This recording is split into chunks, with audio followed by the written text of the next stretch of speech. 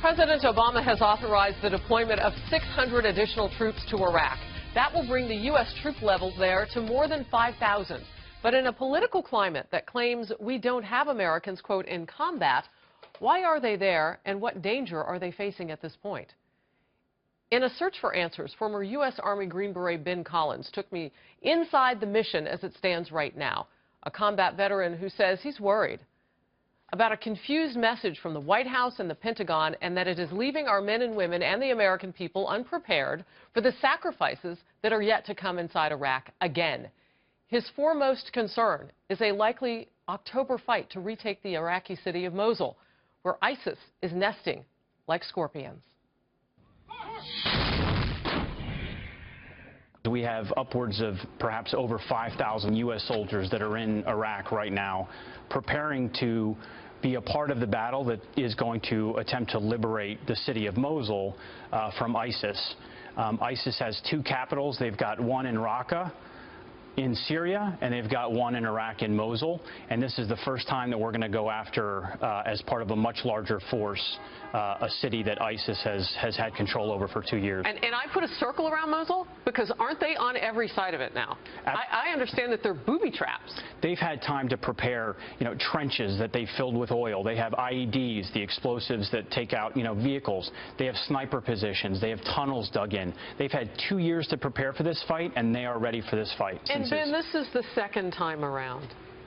You served. How disheartening is it to look at this map and to know that this is our option at this point? It's heartbreaking because the reality is we have towns in Iraq and Afghanistan that we paid the ultimate sacrifice for. I mean, and for guys like me, I mean, it's holy ground. I mean, it's American blood that was spilled to retake these towns. And, and that's a big concern about here. I mean, we never really had a day after plan in the first time around. What's going to be the stabilization force after they retake this town? This is now a military fortress with the worst type of urban environment for warfare. Look at the density of this city, and that, from a combat perspective, the density of this city is what's most alarming. I mean, this is going to be a building-to-building, street-to-street fight, and you can see the expanse of this. This is going to be a bloody battle for the Iraqis, and my only hope is that, the Americans don't get sucked into this because of poor planning. How do we help? According to the White House, and the Defense Department, they're going to be helping with logistics, moving equipment, moving supplies, and we have the air support. We're going to have the Apache gunships, and we're going to have combat aircraft in the air. They have said that even the special operators that are there in an advisory capacity are only there to advise and assist, but that the Iraqis will be doing the fighting. Now, here's the problem with that. We have lost American soldiers in the last year that were there in an advise and an assist capacity.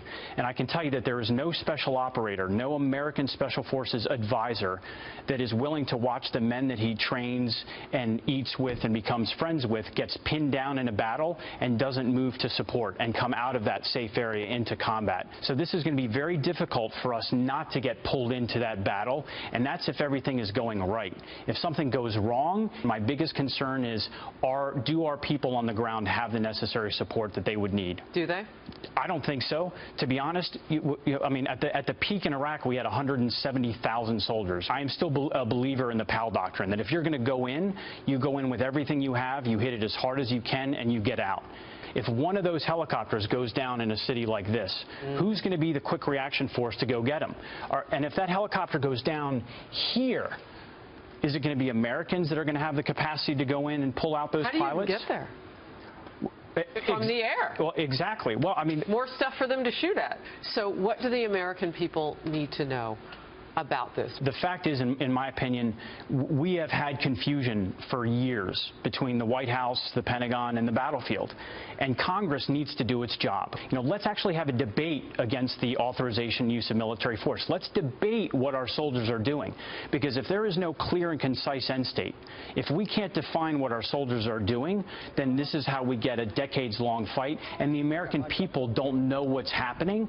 And for me, that's the biggest heartbreak, is Americans don't understand right now. I think that we have guys that are in combat, and the White House fails to recognize that they are in combat. Well, for many reasons, Ben told me, including the weather, he and others expect the attack from Mosul to begin this month. And there will be a plan, but there is a famous military saying, and I know it well, no plan survives contact with the enemy. Things change. The enemy, after all, has plans of its own.